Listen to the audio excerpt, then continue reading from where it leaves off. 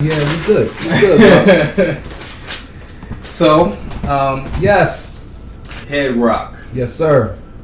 How'd you get the name? That name was given to me at a venue back in the day called the Zulu Cave by an old Rasta who witnessed me handling some business for my crew back then called Infinite Loop. He said, "Where I'm from, we call you Hetty," and my group members were nearby, and they started laughing, and they started calling me Hetty. My name prior to that was G Clef. That was my hip hop attribute, my rap name, if you will. And they kept calling me Hetty, and so G Clef was no more. I was Hetty, and then I kind of formalized it. I didn't like Hetty as an MC name. You know what I mean? I kind of formalized it in the Head-Roc. Chasing my dream, I lost everything. Employment, best friends, and wedding rings. A roof when it rains, to find the things. Not to mention healthcare, but I won't complain. The end of high school, I left home at the end of my high school years. It was a decision-making time. I had the grades and I had acceptance letters to colleges.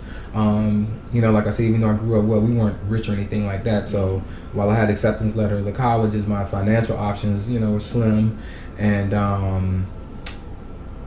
so the military was, advertised to me as a route to get my college, but I didn't want to do that. I did land a job in Arlington County government, and that as a surveyor.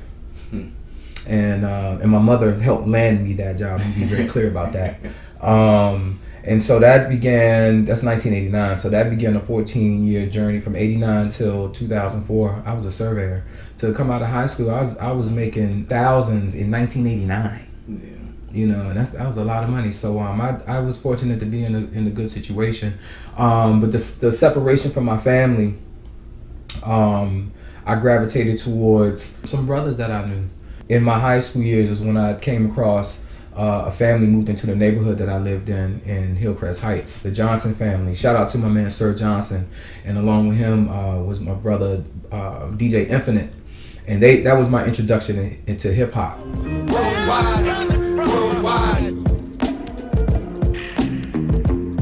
I call having a job the plantation. So while I ain't got on the plantation money, I invested in my career as an artist. And eventually things came to a head, and in 2004, I decided to retire from the plantation. Your black rock star superhero. Yes.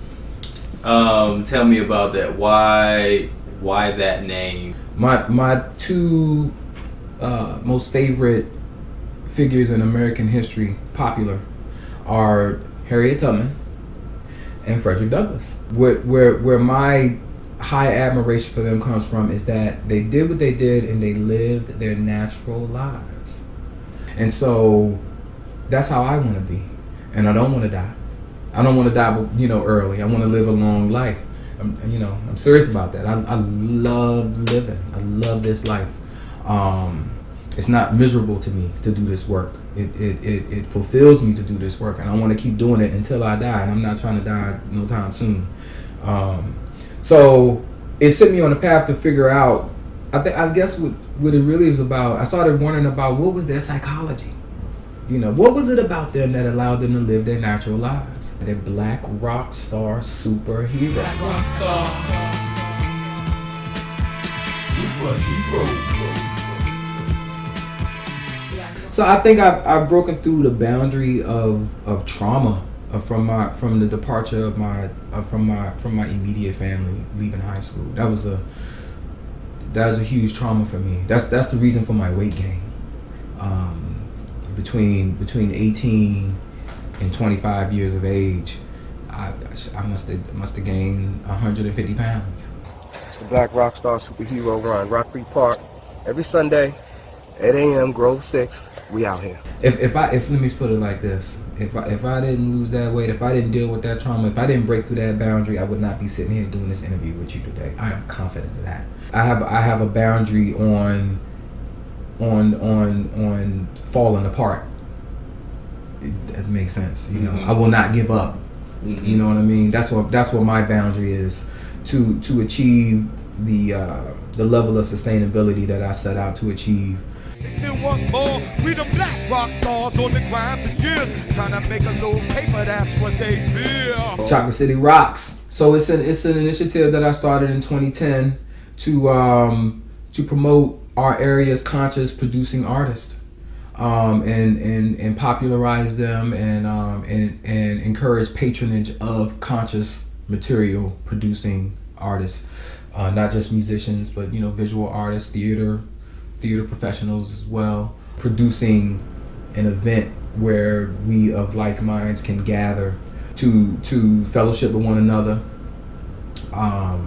encourage one another, debate if necessary, and find out what each other is into and figure out how we can help one another. Yeah.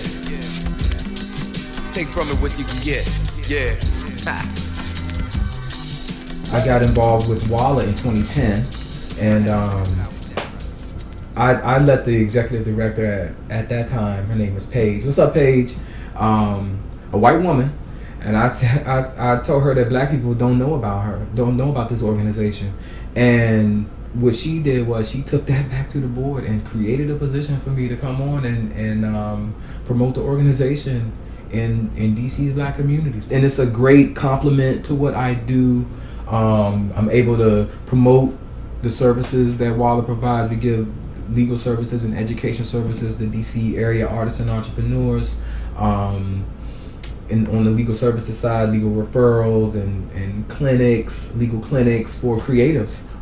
As the education director, I set up workshops, 35, 40 workshops a year. People ask me what I do.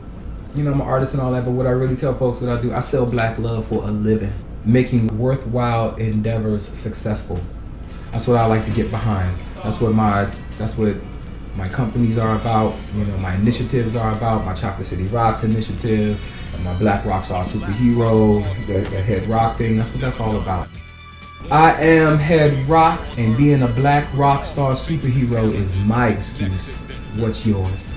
If you have encountered a black rock star superhero, consider yourself indeed truly blessed.